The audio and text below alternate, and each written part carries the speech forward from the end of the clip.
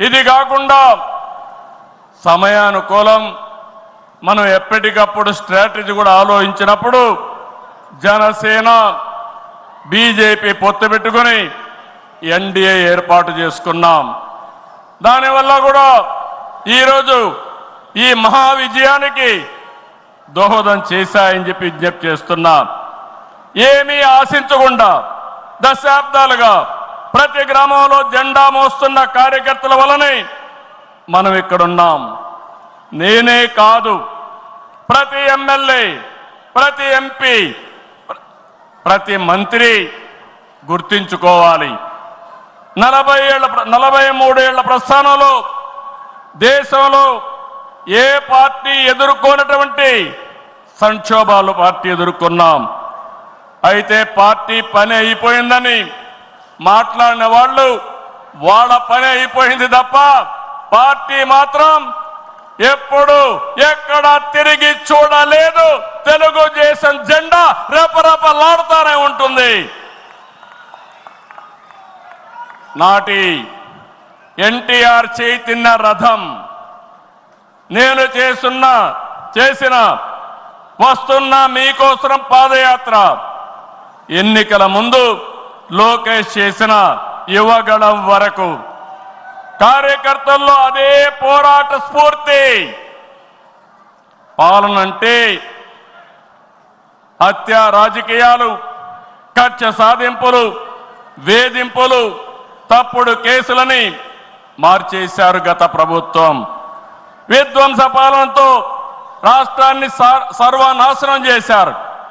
దీన్ని ప్రశ్నించిన తెలుగుదేశం కార్యకర్తల్ని, నాయకుల్ని ప్రాణాలు తీశారు, వేటాడారు, వెంటాడారు, అక్రమ కేసులు పెట్టి అరెస్టులు చేశారు.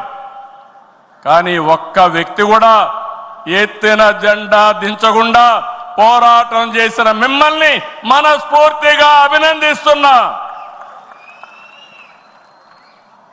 ప్రశ్నించే వారి గొంతు నొక్కడానికి గ్రామస్థాయి నేతల గొంతులు కోశారు. మన పసుపు సింహం, మన చంద్రయ్య పీకగోస్తుంటే కూడా జై తెలుగుదేశం అని ప్రాణం వదిలిపెట్టాడు. అది మనందరికీ స్ఫూర్తి. ఆ స్ఫూర్తి ఈ పార్టీని నడిపిస్తుందని చెప్పి కూడా నేను మీకు తెలియజేస్తున్నా. ఇది ఒక్క ఉదాహరణ మాత్రమే. ఇలాంటి చాలా మంది కార్యకర్తలు ప్రాణ త్యాగాలు చేశారు.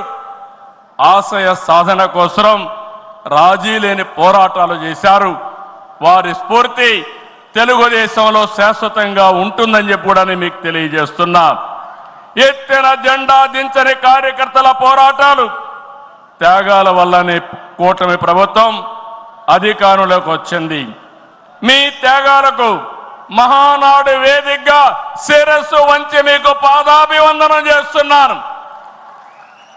ఇక్కడుండే కార్యకర్తలే కాకుండా రాష్ట్రం మొత్తం కూడా ఇదే పోరాటం చేశారు.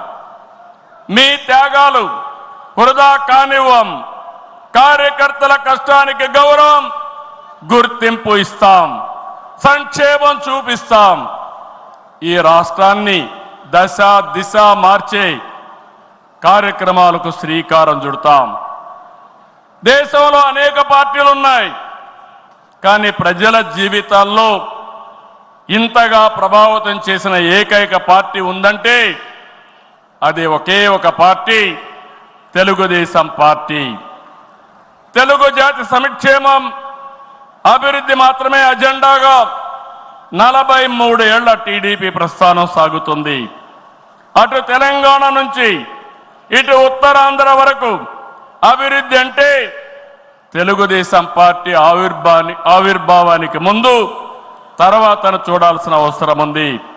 ఇది చరిత్ర చెప్పిన వాస్తవం. సంక్షేమం, సంస్కరణలు, అభివృద్ధి, ప్రతిదానికి టీడీపీనే ఒక ట్రెండ్ సెట్టర్. టీడీపీ పాలనే ఒక బ్రాండ్ అంబాసిడర్.